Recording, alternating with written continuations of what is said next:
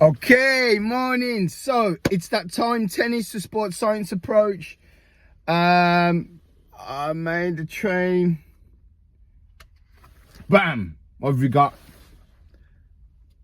Oh, so we've either got tennis coaching material or adaptation as a main law of training.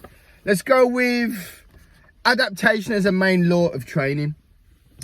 This is the basis of muscle memory. The body's exposure of adaptation to stress, and the skill becomes easier the more you do it or perform it. How the body programs muscle for movement skills or tennis related activity. Oh my days, Laura Robson is stroke. Do you know what? It has changed this abysmally. I need to redo it. Laura Robson's ground stroke was one of... Look. This is crazy. I need to literally reread the book and redo it. One of my favourite players. I have many of her matches recorded on VHS. Laura, by design or through compensation, use the wrist a lot to generate power. The problem with that is her wrist isn't as strong as her legs, of which Laura had loads of natural power. Example, winning Junior Wimbledon. Because her movement didn't allow for her to be powerful, efficient, her body broke down. To efficiently use her power, her body broke down. As the compensation the rest of the body paid was too much, which ended her career probably 10 years too early. Laura Robson's only like, what, 32? 30? I don't even know if she's 30. So, you know, Laura Robson should still be playing for someone of her skill and ability. Laura has played everyone and she was phenomenal talent, but those repetitions led to her demise.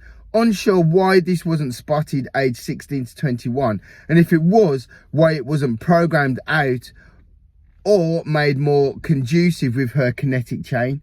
The kinetic chain is how you produce power and send power. Take British junior Eva Shaw, who has suffered a similar injury through her wrist for me, harshly linked to her movement problems. So yes, she wasn't the best mover, and to compensate, she used her wrist to make up for it. I'm talking millionaire parents who could afford to go all in. Then when I go all in, it's too late. Or then when they do go all in, it's too late, as they've missed all the junctions of adaptation. It's not possible for an 18-year-old to start to be pro, but it is possible, but it's much harder due to the impact of lifestyle factors, genetics, physical status, age, training, gender, fitness level, muscle fibers, VO2 max, all these specifics, all this prioritization based on strength and weakness or demands of the spot. How for injury, choice of exercise, exercise internals and exercise intensity, desired effort, motivation, maximal performance, availability and preference, free weights or use of, resistance, kinesthetics, environment, all of these factors, diet, rest, specificity, energy system, speed of movement, intensity, volume, range of motion, and muscle groups trained. All of these create the adaptation as the main law of training. When you don't or no longer use them or put them into practice, that's where you have the problem. Listen, like I said, we're redoing the book. The book's there. DM me, give you the details, get it bought. This is the path to your tennis potential.